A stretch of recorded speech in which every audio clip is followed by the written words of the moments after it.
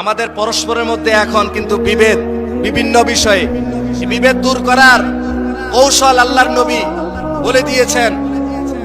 যদি আমরা এই কৌশল অবলম্বন করতে পারি তাহলে আমরা কামিয়াব, এবং পরস্পরের মধ্যে যে বিভেদ সেটা দূর হয়ে যাবে।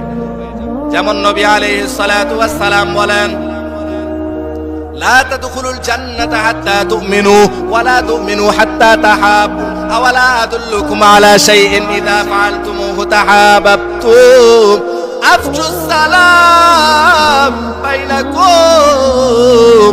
ও আমার উম্মতেরা শোনো, তোমাদেরকে আমি বলে যাই, লা তাদখুলুনাল জান্নাতা হাত্তা তুমিনু, ঈমানদার হওয়া ব্যতীত জান্নাতে প্রবেশ করতে পারবে না।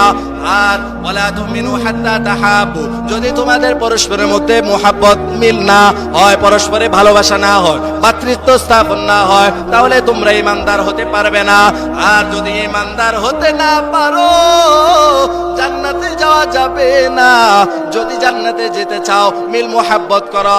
আওয়ালা আদুল্লুকুম আলা শাইইন ইযা ফাআলতুমুহু তাহাবাবতুম, আমি কি তোমাদেরকে বলে দিব পরস্পরের মধ্যে মিল মুহাব্বত কিভাবে পয়দা হয়? সাহাবায়ে কেরাম বললেন, হ্যাঁ হ্যাঁ বলে দেন। আল্লাহর নবী বললেন, আফশুস সালাম বাইনাকুম, তোমরা পরস্পরে দেখা সাক্ষাৎ হলে সালাম প্রদান করো। ছোট বড়কে দিবে, বড় ছোটকে দিবে, স্ত্রী স্বামীকে দিবে, স্বামী স্ত্রীকে দিবে, ছেলে মাকে দিবে, মা ছেলেকে দিবে।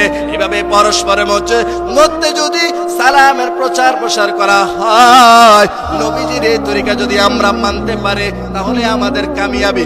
আর যদি আমাদের কামিয়াবি না হয়, আমাদের এই জীবন বৃথা। সালাম দিব তো আমরা। আমাদের সমস্যা হলো ঘরের মধ্যে যখন আমরা যাই,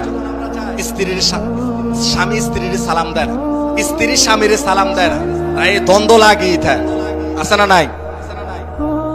মা তার বাবাকে সালাম দেয় না, বাবা মাকে সালাম দেয় না, ছেলে বাবাকে সালাম দিতে শরম বোধ করে। আস্তাগফিরুল্লাহ। আমরা যদি সালামের এই প্রচার প্রসারটা বন্ধ করে দেয়, আমাদের বিভেদ, আমাদের পরস্পরের মধ্যে কলহ কখনো যাবে না। আমরা যদি পরস্পরের মধ্যে মুহাব্বত কায়েম করতে চাই, এক নাম্বার হলো সালামের প্রচার প্রসার করা। দুই নাম্বার, তাহাদাও তাহাবু, তোমরা একে অপরকে হাদিয়া দাও। এতে নুরানি মাদ্রাসার হুজুররা আছে, আলেম ওলামারা আছে, তাদেরকে মাঝে মাঝে হাদিয়া দিবেন, তাহলে মিল মুহাব্বত পয়দা হবে।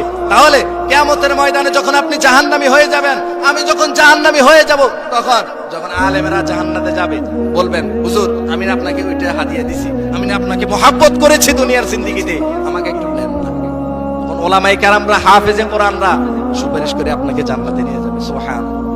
হাদিয়া দিব তো ইনশাআল্লাহ। আরেকটা হলো, আল্লাহ তাআলা কুরআনুল কারীমের মধ্যেও বলেছেন, কেউ যদি আপনাকে খারাপ আচরণ করে আপনার সাথে, আপনি ভালো আচরণ করবেন তাকে, তাহলে মিল মুহাব্বত পয়দা হয়ে যাবে।